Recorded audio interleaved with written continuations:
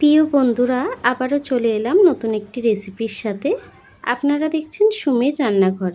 আজকের রেসিপিটি খুবই স্বাস্থ্যকর, খুবই কম মশলায় রান্নাটি করব। পাবদা মাছ দিয়ে থানকুনি পাতা ঝোল, ছোট বড় সবাই খেতে পারেন। এই গরমের দিনে এভাবে রান্না করে সবাইকে দিতে পারেন। চলুন তাহলে রেসিপিটি শুরু করা যাক। তার আগে আমার ভিডিওটি ভালো লেগে থাকলে চ্যানেলটাকে সাবস্ক্রাইব করে পাশে থাকবেন। চলুন তাহলে রেসিপিটি শুরু করা যাক। রান্নাটি করার জন্য প্রথমে আমি কড়াইতে তেল দিয়ে নিয়েছি। তেলটি গরম হয়ে গেছে। আমি পাবদা মাছগুলো ভেজে নেব। নুন হলুদ মাখিয়ে রেখেছি। মাছটি এক পিঠ ভাজা হয়ে গেছে, উল্টে দেব। মাছটা ভাজা হয়ে গেছে, তুলে নেব। মাছ ভাজা হয়ে গেছে। ওই তেলের মধ্যে আমি দুটো আলু কেটে নিয়েছি, ভেজে নেব। আলুটাকে সুন্দর করে ভেজে নেব। সামান্য একটু হলুদ গুঁড়ো দিয়ে দেবো, দিয়ে আলুটাকে ভেজে নেব। আলুটাও সুন্দর করে ভাজা হয়ে গেছে, আলুটাকে তুলে নেব।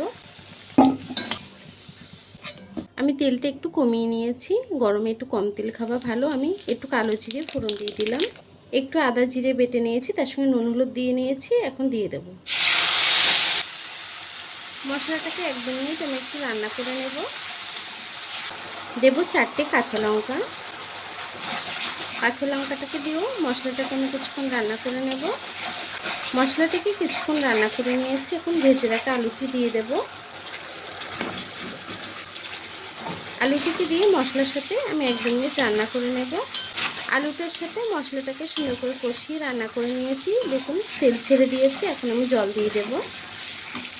যতটা ঝোল রাখবেন সেই অনুযায়ী জলটা অ্যাড করবেন। আমি একটু বেশি করেই জল দেব, যেহেতু তরকারিটা একটু পাতলা করে করব। এই গরমে কিন্তু পাতলা ঝোল খাওয়াই ভালো। এখন আমি তরকারিটিকে কিছুক্ষণ রান্না করে নেব।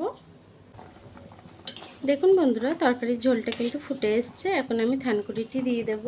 থানকুনি পাতাগুলো দিয়ে দেবো ওপর থেকে। থানকুনি পাতাটাকে দিয়ে একটু নেড়ে ছেড়ে দেব। তরকারিটিকে নেড়ে ছেড়ে দিয়েছি। এখন তরকারিটিকে আরও কিছুক্ষণ রান্না করে নেব। দেখুন বন্ধুরা, তরকারির ঝোলটা কিন্তু ফুটে গেছে। এখন আমি ভেজে রাখা মাছগুলি দিয়ে দেব।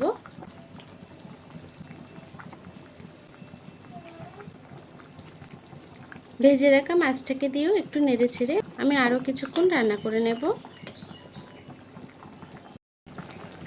দেখুন বন্ধুরা, আমি মাছটাকে দিয়েও তরকারিটাকে কিছুক্ষণ রান্না করে নিয়েছি। একটু পাতলা ঝোলই নামাবো।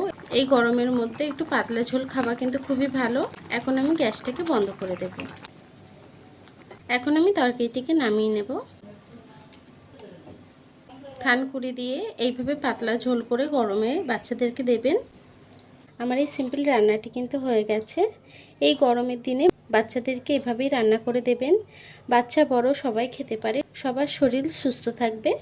এভাবেই রান্না করে দিলে একদম পাতলা ঝোল, এভাবেই কম মশলায় রান্না করে দেবেন।